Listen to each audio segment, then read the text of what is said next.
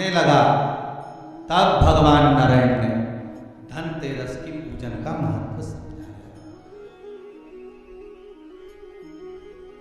तब भगवान ने धनतेरस की पूजन का महत्व समझाया। सुनो किसान, मृत्यु लोक में रहने वाला मानव अगर धनवंतरी की पूजन करता है, धनतेरस के दिन कार्तिक महीने में पड़ने वाली सुंदर त्रयोदशी तिथि को जो धनवंतरी की पूजन करेगा, उसके घर से लक्ष्मी कभी बाहर नहीं जाएगी।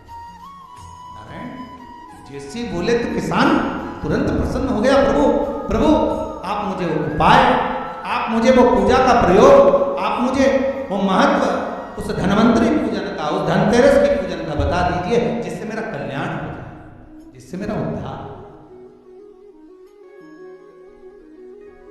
भगवान विष्णु बोले, किसान सुनो, ये धनवंतरी मेरा ही एक अंश है। जैसे मेरे हाथ में शंख चक्र गदा पद्म सब धारण करा हुआ हूं, उसी तरह धनवंतरी का स्वरूप का यदि आप दर्शन करेंगे, आप धनवंतरी के चित्र का अगर दर्शन करेंगे, तो एक हाथ में उनके भी चक्र है, एक हाथ में उनके शंख है, एक हाथ में उनके औषधि है, एक हाथ में अमृत का कलश है, और भगवान स्वयं नारायण का अंश प्रकट। बोल धनवंतरी भगवान की। भगवान का प्रागट्य जब हुआ था, तो भगवान शंकर ने धनवंतरी देव को देखकर कहा, वाह रे प्रभु वाह, क्या सुंदर स्वरूप धारण कर आए हो प्रभु। जब मेरे लिए विष लेकर आए थे तब एक आनंद दूसरा है, और आज अमृत लेकर आए हो, उसका आनंद दूसरा है। बहुत अलग अलग बातें करें।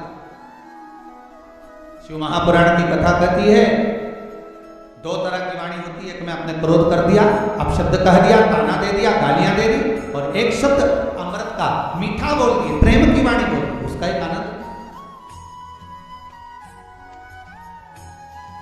उसका एक संबोधन दूसरा। एक विष लेकर आ रहा है, एक अमृत लेकर आ रहा है। शिव जी कहते हैं जो अमृत लेकर आ रहा है, उसका आनंद ही दूसरा है, उसके चेहरे की चमक ही दूसरी।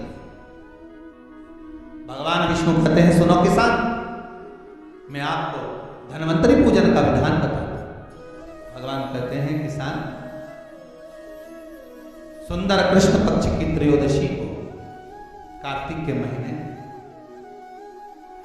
धनवंतरी देव का पूजन, धनतेरस का पूजन माना जाता है। सुनो किसान, एक सुंदर भूमि पर देसी गाय का गोबर से लीपन कर कर, अगर गाय का गोबर ना मिले, सुंदर जल से लीपन कर कर, वहां एक सुंदर चौक को पूर कर, आप सभी को ज्ञात होगा कि चौक पूरने में रंगोली का प्रयोग नहीं होता।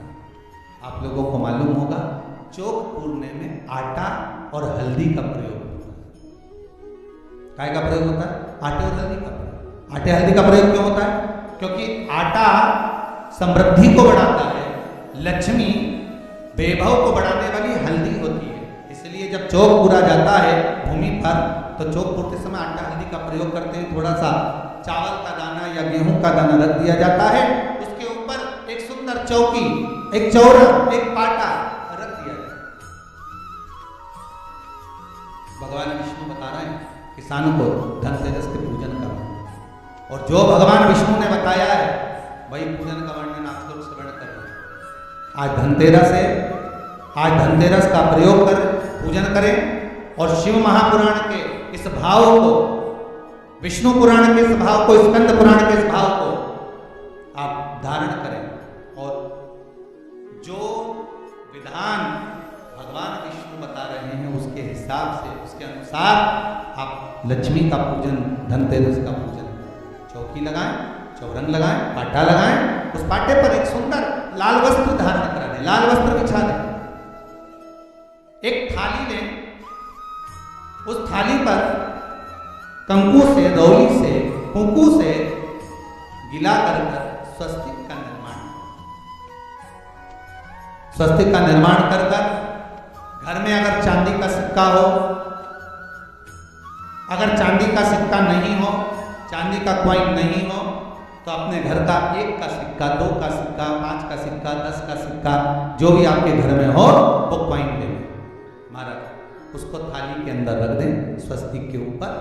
फिर उसका स्मरण करें, आटे के 7 दिए बनाएं, एक थाली में, एक प्लेट में रख लें, घी के दिए बनाएं और उसमें सुंदर बाती को लगाएं। ध्यान दीजिएगा, इसमें जो बाती लगेगी वो लंबी बाती लगेगी। लक्ष्मी जी के पूजन में जितनी भी बाती लगेगी वो लंबी। महाराज घी के दिए लगा दें 7, सातों दिए को प्रज्वलित कर लें, प्रकट कर लें। एक दिया तेल का लगा, तेल का जो दिया लगाया है, जहां पर आपने सिक्का रखा है, कॉइन रखा है, उसका लेफ्ट हैंड, मतलब आप ऐसे बैठे हो तो आपका सीधा की ओर आप तेल का दिया लगते हैं। और जो 7 दिए आपने लगाए हैं वो लक्ष्मी जी के राइट हैंड, मतलब आपका लेफ्ट हैंड, लक्ष्मी जी का राइट हैंड, जो आप प्रज्वलित करें। सुंदर थाली जो आपने तैयार करी है,